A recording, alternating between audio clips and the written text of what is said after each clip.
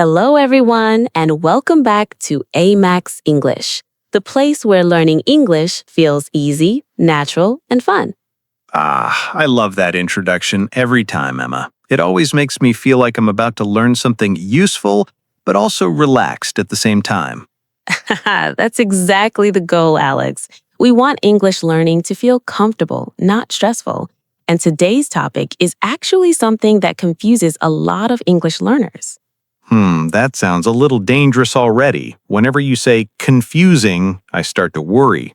Don't worry, Alex. By the end of today's episode, this topic will feel much clearer. Today, we are going to talk about 4 words that look very similar but have different meanings. Oh no, I think I know which words you're talking about. Really? Which ones do you think they are? Are they who, whom, whose, and whose? Exactly. Those are the 4 words. Yes, these words always confuse me. Sometimes I see who, sometimes whom, and then suddenly I see whose with an apostrophe, and then whose without one. My brain starts spinning.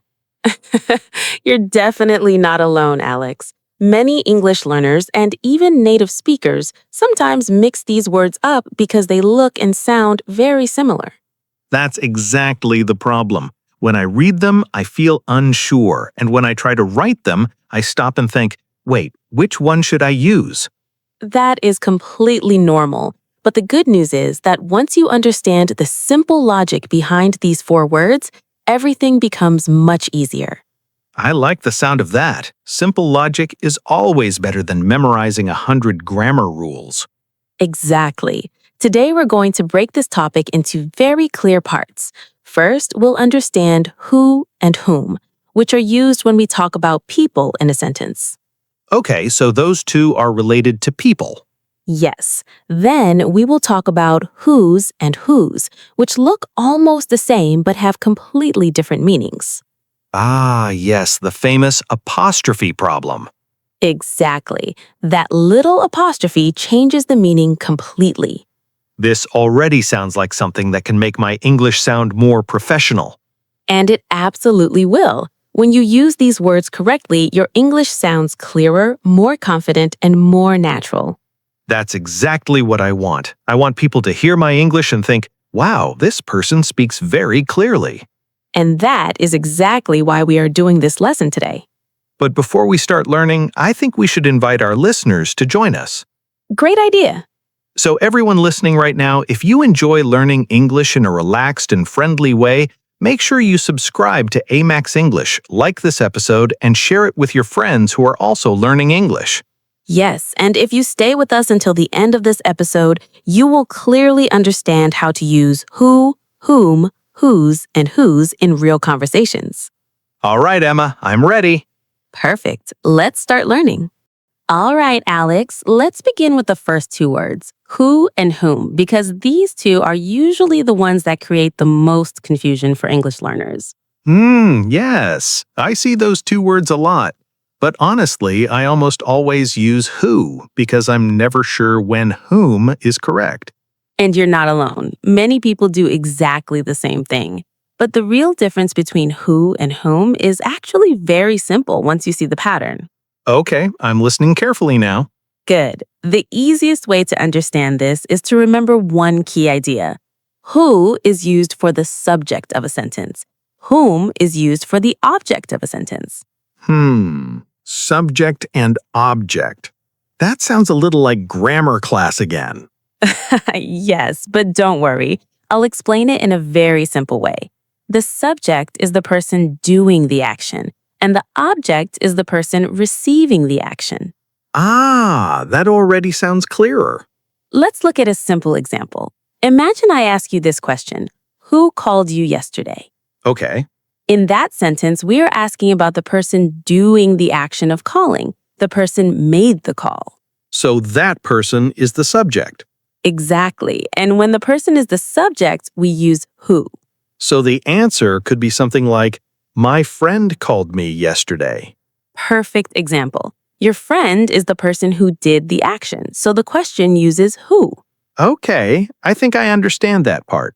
Great. Now let's look at whom. This word is used when the person is receiving the action. Can you give me an example? Of course, listen to this question. Whom did you call yesterday? Ah, interesting. Now the sentence is asking about the person I called. Exactly. In this situation, you are doing the action of calling, and the other person is receiving that action. So that person is the object. Yes, and when the person is the object, we use whom. Let me think about that for a moment. So if I say, I called my friend yesterday, my friend is the object. Correct. And if we turn that into a question, it becomes, whom did you call yesterday? Excellent, Alex. That's exactly right. But Emma, I have to be honest. When I watch movies or listen to people speaking English, I almost never hear people say whom.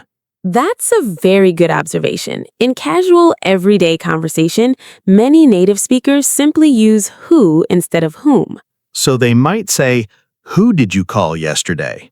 Yes, and people will still understand perfectly. However, whom is still considered grammatically correct, especially in formal writing, professional communication, or careful speech. Ah, so if I use whom correctly, my English might sound more formal or more educated. Exactly. It shows that you understand the structure of the language. I like that. It feels like a small detail, but it can make my English sound more polished. That's exactly right. And here's a very helpful trick that many English teachers share. Oh, I love tricks. Tell me. Try replacing the word with he or him. If he sounds correct, you should use who. If him sounds correct, you should use whom. Wait, that's actually a very clever trick. Let's try one together. Listen carefully. Blank did you invite to the party? If I answer the question, I would say, I invited him. Exactly. And because him is correct, the question should be, whom did you invite to the party? Wow, that trick makes it much easier to decide. Yes, once you practice this a few times, the difference between who and whom becomes much clearer. All right, Alex, now that we understand the difference between who and whom, let's move to the next two words, which are whose and whose. Yes, these two are even more confusing for me because when people say them, they sound almost exactly the same. You're absolutely right. Whose and whose sound identical in pronunciation. So when you hear them in conversation, you usually cannot tell the difference just by sound. So the difference is mostly in writing, right? Exactly. The difference becomes clear when you understand their meaning and their spelling. Let's start with whose. Okay. Whose with an apostrophe is actually a contraction. That means it is a shorter form of two words combined together. Ah, like don't, meaning do not, or it's, meaning it is. Exactly the same idea. Whose is the short form of who is, or sometimes who has. Oh, that actually sounds much simpler than I expected. Let's look at a natural example. Imagine someone asks, who's coming to the meeting tomorrow? If I expand the sentence, it becomes who is coming to the meeting tomorrow. Perfect. That means whose is correct in that sentence. So whenever I can replace whose with who is, it works. Exactly. That is the easiest way to check. That already helps a lot. Now let's look at whose, which is completely different. Whose shows possession, meaning something belongs to someone. So it's similar to words like my, your, his, or their. Yes, very similar. It tells us who something belongs to. Can you give an example? Of course. Listen to this sentence. Whose phone is ringing? That means we are asking who owns the phone. Exactly right. So the answer could be something like, oh, that's my phone, or that's Sarah's phone. Perfect. In that case, whose is asking about the owner. I think I'm starting to see the difference now. Great. Let's make this even clearer with some small role-play examples, so listeners can hear how these words appear in real conversations. I love role plays. They make learning feel much more real. All right, here is mini role-play number 1. Who's bringing the snacks to the movie night? I think Daniel is bringing the snacks. Good. Notice that whose means who is bringing the snacks. Right. Now let's try mini role play number 2. Whose jacket is on this chair? Oh, I think that's Maria's jacket. Exactly.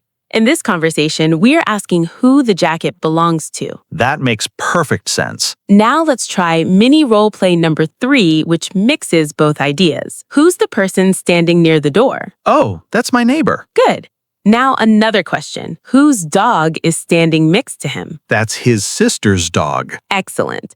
Do you see the difference there? Yes, whose is asking who is the person, while whose is asking who owns the dog. Exactly. One asks about identity and the other asks about ownership. I have to admit, when you explain it slowly like this, it actually feels very logical. That's the secret to learning English grammar. When you understand the logic, it becomes much easier to remember. All right, Alex, now that we understand the differences between who, whom, whose, and whose, it's time for something very useful. We are going to practice a full conversation, just like a real-life situation. Oh, I like that. Real conversations always help me understand how these words actually work in daily life. Exactly.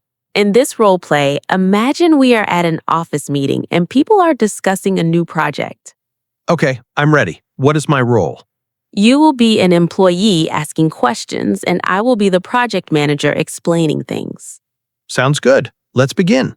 All right, everyone. Thank you for joining the meeting today. We're going to discuss the new marketing project that starts next week. Excuse me, Emma. I have a question. Who is leading the new project? That's a great question. Who was leading the project? Sarah will be leading the project team. Ah, Sarah is leading it. That's good to know. She's very organized. Yes, she is. She has a lot of experience with these kinds of projects. I have another question. Whom should we contact if we have problems during the project? Excellent use of whom, Alex. If anyone has a problem or a question, you should contact Sarah directly. Perfect. I'll remember that. Now let me ask everyone something. Who's responsible for preparing the first presentation? Let me think. I believe John is responsible for the presentation. That's correct. And notice something interesting in the sentence I used. You said who's responsible. Exactly. Who's here means who is responsible. Ah, yes, that contraction trick again. If I can say who is, then whose works. Perfect understanding. I actually have another question now. Whose idea was this project originally? That's another excellent question. This project was originally Michael's idea. So when I say whose idea, I'm asking who the idea belongs to. Exactly. You're asking about ownership or origin. Wow, this is starting to feel much easier than I expected. That's because you're practicing it in real conversation, not just memorizing rules. Let me try another sentence to test myself. Go ahead. Who's joining the project team next week? Very good. That means who is joining the team. Okay, next one. Whom should I send the project report to? Excellent. In that sentence, the person is receiving the report, so whom is correct. Ah, I'm starting to see the pattern clearly now. And here's another example from the meeting.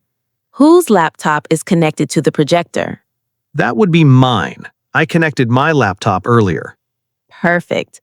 Again, whose is asking about ownership. This conversation really helps. I can imagine hearing these questions in real meetings or workplaces. Exactly. These 4 words appear very often in real life, at work, in school, in emails, and in everyday conversations. And now they don't feel as scary anymore. That's the goal. Practice turns confusion into confidence. All right, Alex. Before we finish today's episode, let's take a few minutes to review the most important things we learned. That sounds perfect because I want to make sure everything is clear in my mind. Great attitude. Let's start with the first 2 words, who and whom. Okay. Who is used when the person is the subject of the sentence, which means the person is doing the action. Right, like in the sentence, who called you yesterday? Exactly. The person performed the action of calling.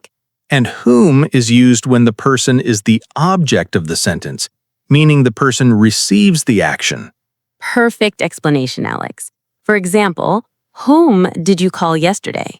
In that sentence, the person receives the action of being called. Correct. And remember the helpful trick we learned? Oh yes, the he and him trick. Exactly. If the answer could be he, then use who.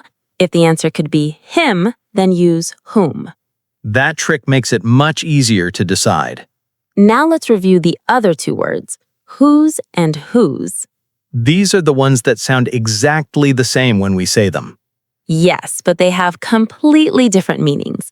Whose with an apostrophe is a contraction. Meaning it is the short form of who is, or sometimes who has. Exactly. For example, who's coming to the party tonight? That sentence really means who is coming to the party tonight. Perfect. Now let's talk about whose. Whose shows possession, meaning something belongs to someone. Exactly right. For example, whose bag is on the table? That question means who does the bag belong to? Excellent explanation. Wow, when we review it like this, the differences actually feel very logical. And that's the most important thing. English becomes much easier when you understand the patterns instead of just memorizing words. I feel much more confident about these 4 words now. I'm really happy to hear that. And remember, the best way to master these words is to notice them when you read, listen, and speak English. That's a good idea. I'll start paying attention when I see these words in articles, videos, or conversations. Wonderful. And now it's time for our listener question. Oh yes, this is my favorite part. All right, everyone, listening right now, we want to hear from you. Here is today's question. Which word confused you the most before this lesson? Who, whom, whose, or whose? And try to write one example sentence using that word in the comments. Exactly. Practicing by writing your own sentences will help you remember the difference much faster. And we love reading your comments. We really do. Your comments help us understand what topics you want to learn next. And if you enjoyed today's lesson, don't forget to like the video, subscribe to AM English, and share this episode with a friend who is learning English. Yes, sharing helps more learners discover the channel. Emma, I think this was one of my favorite grammar lessons so far. I'm glad to hear that. I feel like I finally understand these words that used to confuse me. That's exactly why we created AMEX English. Thank you for listening to AMEX English. Keep practicing, keep speaking, and keep smiling. See you in the next episode, everyone.